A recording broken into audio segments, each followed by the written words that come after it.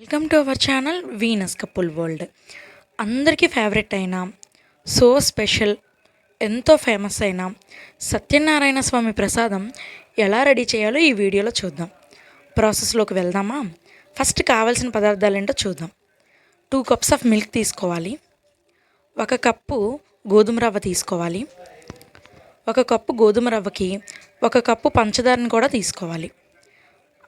Cashew నట్స్ని కూడా మీకు రుచికి సరిపడా తీసుకోండి. గీ అనేది కాస్త ఎక్కువే పడుతుంది ఈ ప్రసాదానికి. సో మీకు అందుబాటులో ఉన్నంత తీసుకోండి, కానీ కొంచెం ఎక్కువ వేసుకుంటే టేస్ట్ బాగుంటుందన్నమాట. బికాజ్ ప్రాసెస్ మొత్తంలో ఎక్కడా కూడా మనము ఆయిల్ని యూజ్ చేయము, అన్ని విషయాల్లో కూడా గీని మాత్రమే యూజ్ చేస్తాము. ఇప్పుడు స్టవ్ మీద ఒక గిన్నె పెట్టుకొని అందులో 2 టీ స్పూన్స్ ఆఫ్ గీ వేసుకోండి. క్యాష్యూ నట్స్ మనం తీసుకున్నవి కాస్త ఫ్రై చేసుకోండి. స్టవ్ మీద ప్యాన్ పెట్టుకొని 2 టీ స్పూన్స్ ఆఫ్ గీని వేసుకోండి. గీ కాస్త వేడెక్కాక అందులో ఆల్రెడీ మనం తీసుకున్న 1 కప్పు గోధుమ రవ్వని వేసుకోండి. గోల్డెన్ బ్రౌన్ వచ్చే వరకు ఫ్రై చేసుకోండి. ఇదిగో గోల్డెన్ బ్రౌన్ అంటే ఇలా వచ్చేటట్టు ఫ్రై చేసుకోవాలన్నమాట. ఇలా ఫ్రై చేసుకున్నాక పక్కన పెట్టుకోవాలి. నెక్స్ట్ స్టవ్ మీద ఒక గిన్నె పెట్టుకొని ఆల్రెడీ మనం తీసుకున్న 2 కప్పుల మిల్క్ని యాడ్ చేసుకోవాలి. యాడ్ చేసుకొని అది కాస్త వేడెక్కే వరకు ఉంచాలి.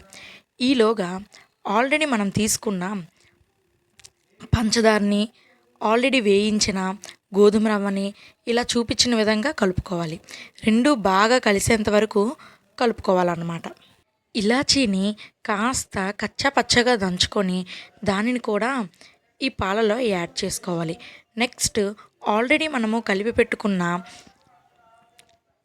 గోధుమ రవ్వ, పంచదారని కూడా యాడ్ చేసుకోవాలి.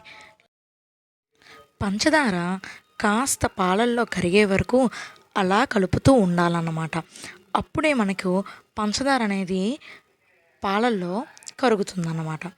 నెక్స్ట్ మనం ఆల్రెడీ ఫ్రై చేసుకున్నాం క్యాష్యూ నట్స్, లాస్ట్లో మిగిలిన గీని మొత్తాన్ని యాడ్ చేసుకోవాలన్నమాట.